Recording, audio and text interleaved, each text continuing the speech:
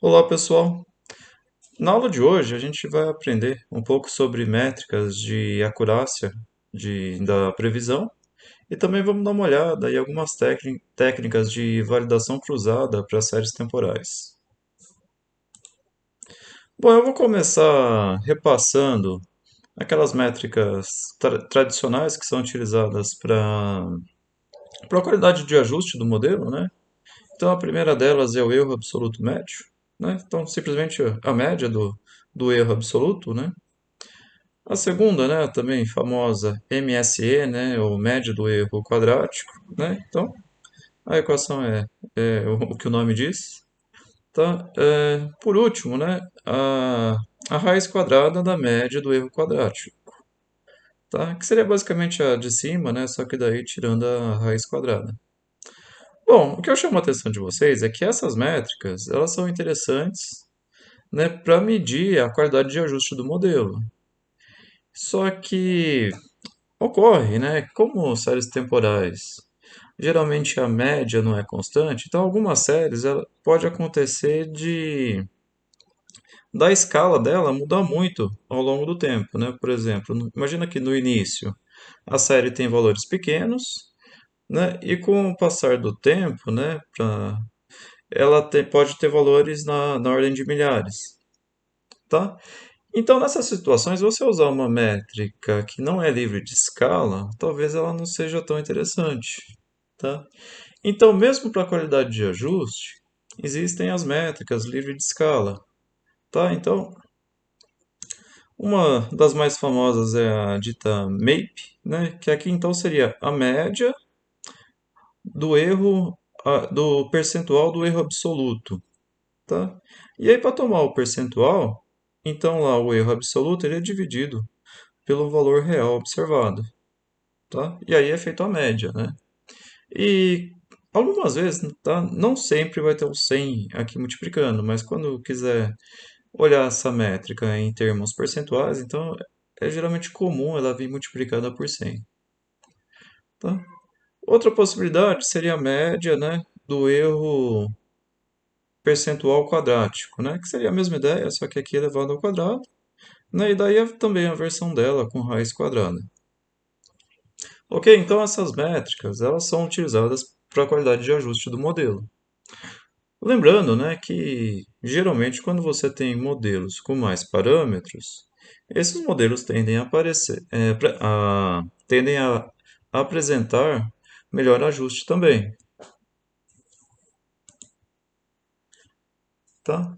Bom, daí finalmente a gente chega então nas métricas de acurácia para a previsão, né, que essas métricas são derivadas daquelas que a gente acabou de ver. Então, primeiro, a média do erro absoluto, tá? Então aqui a ideia é, imagina que a sua série temporal, né, ela foi utilizada até um determinado ponto para ajustar o modelo. A partir desse ponto foi calculado as previsões, que está aqui no gráfico em azul, tá? E aí quando eu quero medir, né, o quanto foi o erro de previsão desse modelo, então eu posso empregar uma dessas métricas, né? Então eu poderia, no primeiro caso, calcular o erro, a média do erro absoluto, né, que seria basicamente tirar a média da variação absoluta desses pontos, tá? Também a métrica MSE, tá, que seria a mesma ideia, né, só que os erros ficariam elevados ao quadrado, tá? Notem aqui que eu estou considerando H previsões, né, então essa média é de tamanho H. Tá? E da mesma forma, né, a raiz quadrada do MSE, tá? Só que uma coisa que é importante notar, pessoal, essas métricas, elas só fazem sentido quando você só tem uma série temporal, porque se você tem mais de uma, não faz sentido, por exemplo, você calcular digamos, o MSE para uma série, calcula ele também para outra série e depois tira a média das duas. Tá? Isso não faz sentido porque essa métrica ela não é livre de escala. Ou seja, a escala de observação daquela série vai influenciar na escala do erro. Tá? Em situações que você tem mais de uma série, né? Por exemplo, aqui você imagina que você calculou o erro para essa série, calculou o erro para essa, e aí por algum motivo você quer fazer a média das duas, né? Por exemplo, para escolher qual que é o melhor modelo que se comporta para as duas em média, tá? Então, nessa situação, né, que você tem duas séries, essas métricas não fariam sentido. A gente tem que trabalhar com métricas livre de escala. Bom, então, em situações que tem mais de uma série temporal envolvida, é importante trabalhar com séries, com métricas livre de escala, tá? Então, para isso, nós vamos ver algumas delas. É, essas métricas, né, elas são tradicionalmente utilizadas também em competições de previsão de séries temporais. Então, por exemplo, a métrica MAPE, que aqui ela foi adaptada, né, daí para previsão de séries temporais, tá? A ideia é a mesma das anteriores, né, só que aqui, né, para remover a escala do erro absoluto é dividido pelo valor real observado, tá? Então essa métrica ela foi oficial das competições, da primeira competição de McDrax, tá? Que McDrax é que realiza as competições de previsão de séries temporais, são as competições mais famosas e mais importantes. Tá, então a primeira foi em 82, né? Utilizou a MAPE. Aí a segunda, a competição de McDrax, foi em 93, também utilizou a MAPE. Tá? E aí a ideia, né? Nessas competições você tem uma quantidade enorme de séries temporais, né? Os competidores fazem, né? Calculam as previsões para todas elas. Aí são calculadas as métricas de erro e no final, né? O que é levado em consideração para montar o ranking da competição é a média dessas métricas, né? E como essa métrica é livre de escala, então tudo bem tirar a média dela, né, e utilizar isso para o ranking, tá? Então a principal vantagem da MAPE é ser invariante por escala, né, ela é livre de escala. Só que os matemáticos nunca gostaram muito da MAPE porque ela não é simétrica, né? Se você inverter os valores preditos com os valores observados, né, aqui em cima, né, isso muda o valor. Essa métrica ela não é simétrica e, de acordo com a definição matemática de métrica, né, para você chamar uma equação de métrica, ela precisa obrigatoriamente ser simétrica, tá? Então, para a competição M3, no ano 2000, foi proposta uma versão da MAPE simétrica, né, a chamada S-MAPE. Tá? E daí para remover a escala do erro absoluto e ainda de uma forma que a métrica, desculpe, de forma que a equação fosse simétrica, tá? Eles utilizaram então aqui a média entre o valor real observado, né, e o valor predito, tá? Com isso, quando você inverte agora o y com y chapéu, essa equação dá o mesmo resultado, né? Então ela passa a ser simétrica. Tá? Isso foi utilizado, né, como eu comentei, para a competição M3. Né? De novo, é invariante por escala, né, porque você está removendo a escala do erro absoluto. Agora sim, é simétrica, então os matemáticos ficaram satisfeitos com ela. Só que aí, alguns anos depois, né, notaram que existia um problema em relação a essa métrica, né? Essa forma que eles utilizaram para remover a escala do erro absoluto acaba causando, né, um outro problema que por si só é muito mais grave, que é, né, essa métrica, né, eles descobriram então que essa métrica ela favorecia erros positivos contra erros negativos, né? Então, se você tivesse um erro, né, se o seu modelo errasse de uma forma, né, positiva, né, tipo, se as previsões ficassem acima do valor real observado, isso privilegiava o modelo do que quando ele errava por baixo, né, quando o erro dele era negativo. Tá? Isso ocorre por causa dessa média, né? Se a previsão é na parte de cima, então a média ficou mais alta do que quando a previsão é abaixo dos valores observados. Tá? Bom, depois, né, então, para resolver esse problema, em 2006, o Hindman e a Kohler, né, eles propuseram uma nova métrica, né, que é a chamada MASE, tá, de Mean Absolute Scaled Error. Tá? A Maze é, né, pelo menos até onde eu sei, até hoje ela é considerada a métrica mais aceita para esse tipo né, de competição. Tá? E aí a ideia que eles utilizaram é, para remover a escala do erro absoluto, né? Eles pegaram a média das variações absolutas sazonais da série, tá? Só que enquanto a parte de cima é calculado, né, para a parte fora da amostra, né, para o outsample, a parte de baixo é calculada para o insample, tá? Então essa parte, né, mesmo que você inverta, né, o y com y chapéu, essa parte de baixo continua sendo a mesma, tá? Então por isso essa métrica ela não tem então ela é também simétrica, é livre de escala e também não tem o problema de privilegiar erros positivos contra erro em relação a erros negativos, tá? Então, atualmente, pelo menos até onde eu sei, essa é a métrica mais aceita. Bom, e ocorre que quando vocês vão ler um artigo, né, científico de modelos de previsão de séries temporais, é muito comum que na avaliação desses modelos sejam utilizadas essas métricas, tá? Então, como exemplo, eu peguei aqui um trabalho, né, uma tabela de um artigo que eu fiz em 2016, tá? Que é quando eu propus aquele modelo DOTM que eu comentei algumas aulas atrás, tá? E aí nesse artigo eu considerei todo o banco de dados do M3 e calculei as duas métricas, né? A S-MAPE, né? Que apesar de ter aquele problema de erros positivos serem beneficiados em relação a erros negativos, ela foi a métrica oficial da M3, então eu utilizei ela para o artigo também e também utilizei daí aquela métrica mais moderna, né? A MASE, tá? Que é mais aceita, tá? Então, basicamente, o que foi feito lá no artigo é, né, todos os modelos foram calculados, né, todos os modelos, as previsões deles foram calculadas para todas as 3.003 séries do banco de dados, e aí foram calculadas essas métricas, né, e os valores que são apresentados nessa tabela é a média dessas métricas. Tá, então, por exemplo, se a gente pegar um daqueles modelos que a gente está estudando, por exemplo, o SES, tá, do alisamento exponencial simples, quando a gente considera todas as séries, né, a S-MAPE dele, né, já multiplicado por 100, deu 15,07. Se a gente pega um outro modelo, por exemplo, o ETS, deu 13,28, né, foi melhor, né, como é esperado. O Arima deu 14, o Alto Arima, né, no caso, deu 14,27, tá? A média dos S-MAP dele.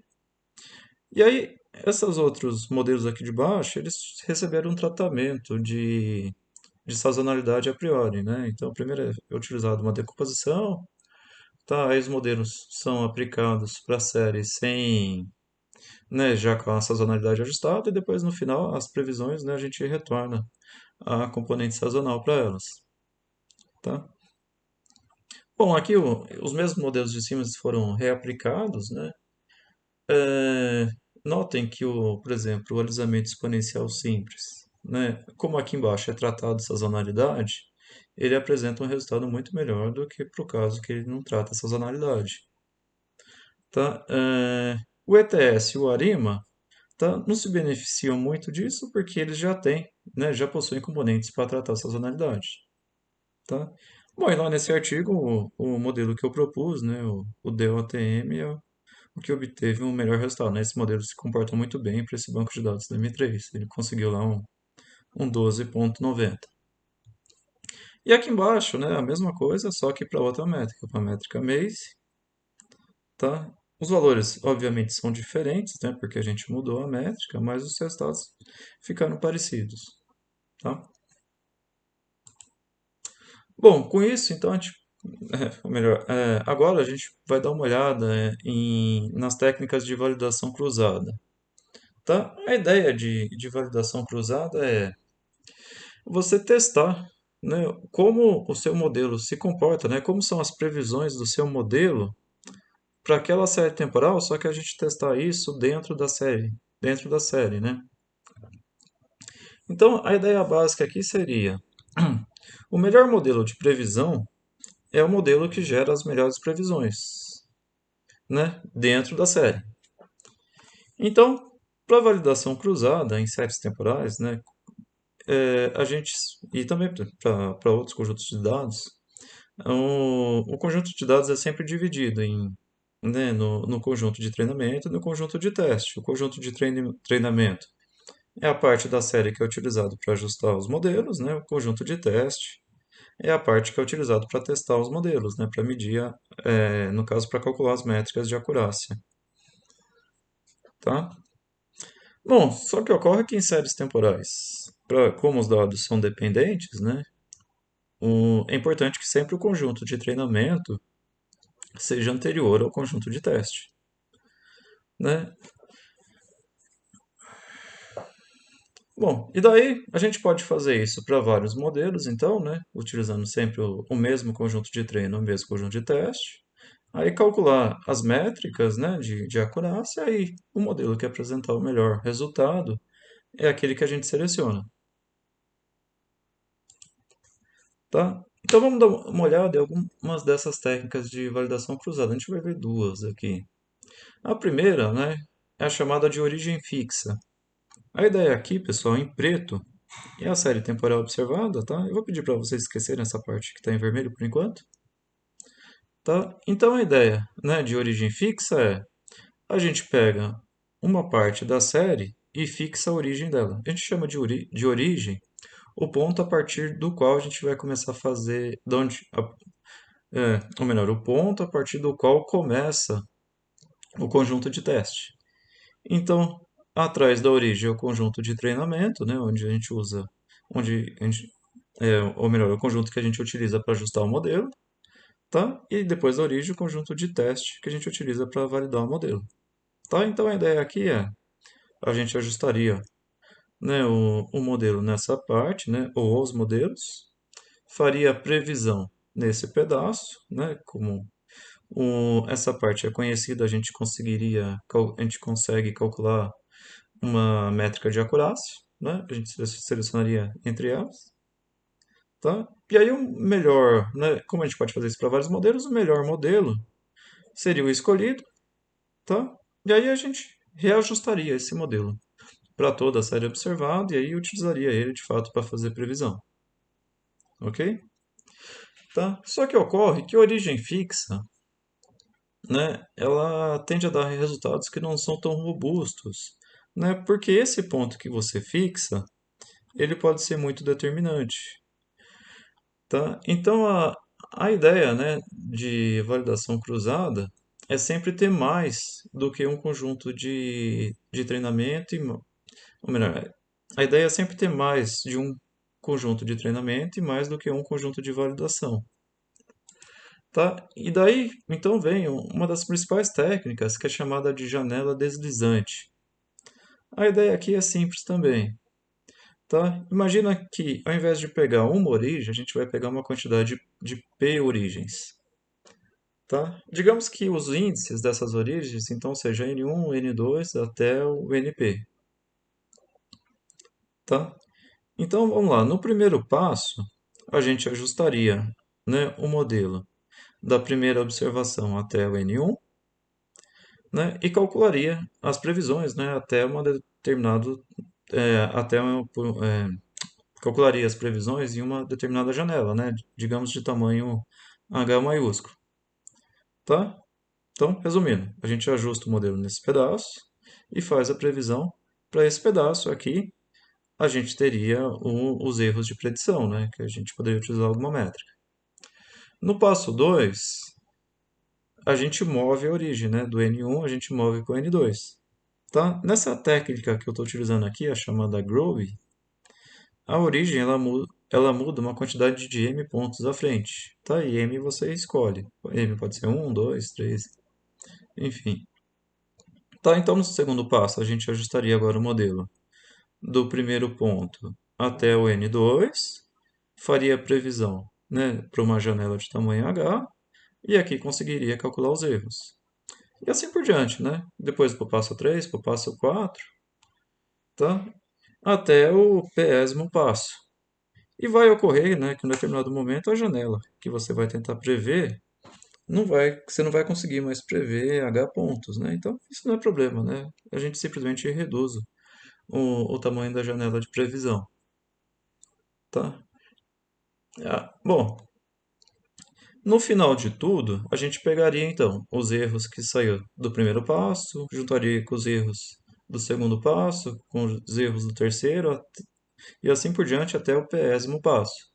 E aí calcularia uma métrica de acurácia neles, né? Por exemplo, o próprio erro absoluto, né? Porque aqui a gente só estaria trabalhando com uma série, ou talvez a Maze, né? Que é uma métrica livre de escala, tá? E com base nisso a gente escolheria então o modelo, né?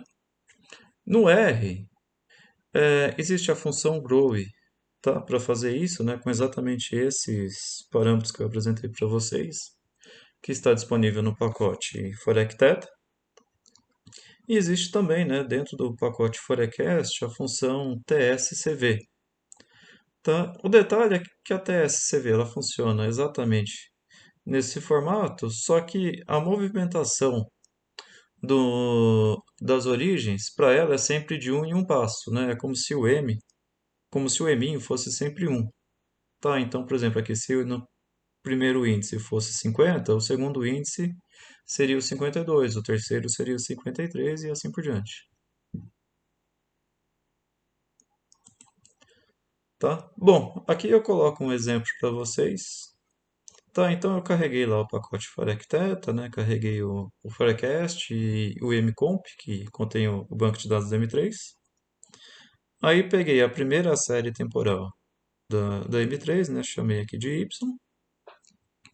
E aí para essa série eu vou utilizar aquela avaliação por janela deslizante, tá? Tomando como primeiro índice o tamanho da série menos 7, né?